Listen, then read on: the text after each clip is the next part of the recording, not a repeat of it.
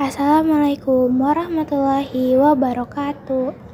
Kami dari kelompok 4 akan menjelaskan materi tentang beriman kepada qada dan qadar Allah Subhanahu wa taala. Perkenalkan kelompok kami, saya Rindiantika dan rekan-rekan saya Novia Rahmawanti dan Muhammad Arya Handika. A. Mengimani qada dan qadar Allah Subhanahu wa taala. Secara bahasa, qada adalah suatu ketetapan atau ketentuan.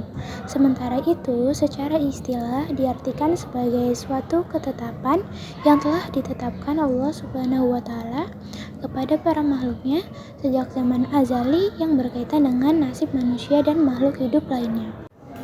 Sedangkan qadar adalah ukuran yang telah termaktub dalam Lauhul Mahfuz.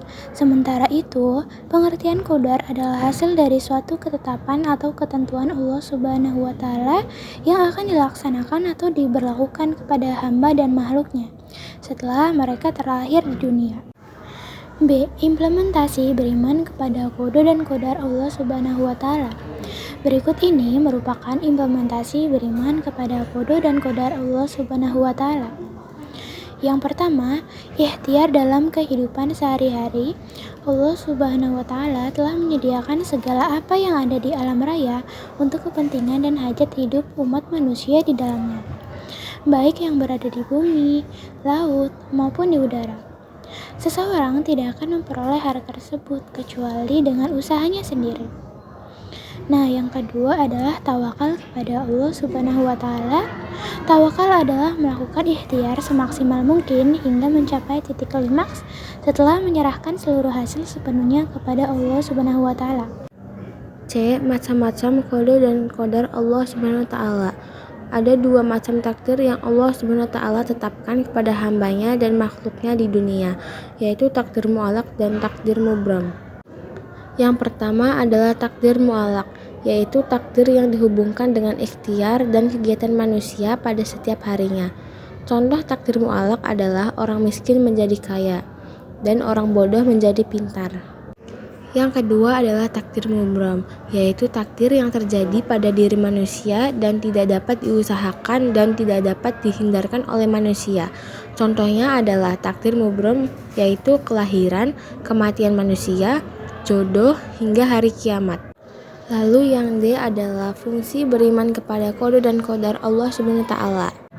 Yang pertama, menciptakan kesadaran bagi umat manusia bahwa segala sesuatu di alam semesta ini berjalan sesuai dengan aturan hukum yang telah diciptakan oleh Allah Subhanahu wa taala. Misalnya perputaran bumi, bulan, planet, dan silih bergantinya siang dan malam yang telah diatur sedemikian rupa olehnya. Yang kedua, mendorong manusia untuk selalu berusaha dan beramal baik agar mendapatkan kehidupan yang lebih baik di dunia dan di akhirat. Yang ketiga, mendorong manusia untuk semakin mendekatkan diri kepada Allah Subhanahu wa taala yang Maha memiliki kekuasaan, kehendak mutlak, kebijaksanaan, dan kasih sayang kepada seluruh makhluknya. Yang terakhir, keempat, mendatangkan ketenangan jiwa dan ketentraman hidup, karena meyakini apapun yang terjadi sudah kehendak dan qadar Allah Subhanahu wa taala, baik senang, sedih, kenikmatan, kekayaan, kesulitan hidup, kemiskinan, dan lain sebagainya. Hikmah beriman kepada qada dan qadar. 1. Meyakini dan mengimani bahwa segala sesuatu yang akan terjadi pada diri seseorang adalah kehendak Allah Subhanahu wa taala sejak zaman azali. 2. Memberikan ruang waktu kepada seseorang agar selalu optimis dalam segala urusan hidup di dunia. Ketiga, menjadikan seseorang agar selalu dapat mengambil pelajaran berharga dari qada dan qadarnya Allah Subhanahu wa taala yang telah ada, baik yang positif maupun negatif.